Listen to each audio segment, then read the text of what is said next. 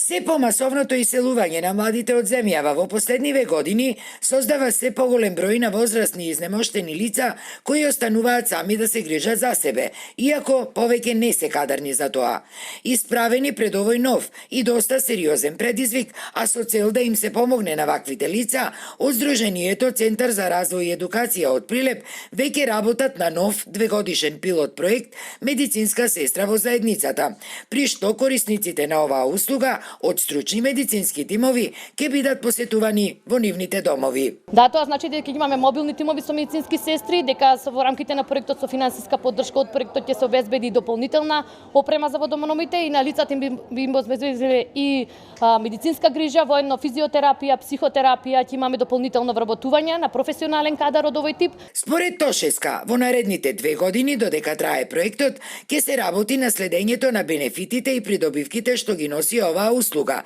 со надеж дека понатаму и таа ќе стане достапна преку релевантните институции на државата, како што беше случајот и со претходниот проект Помош и нега во домот, а кој од месец август премина под капата на Министерството за труд и социјална политика.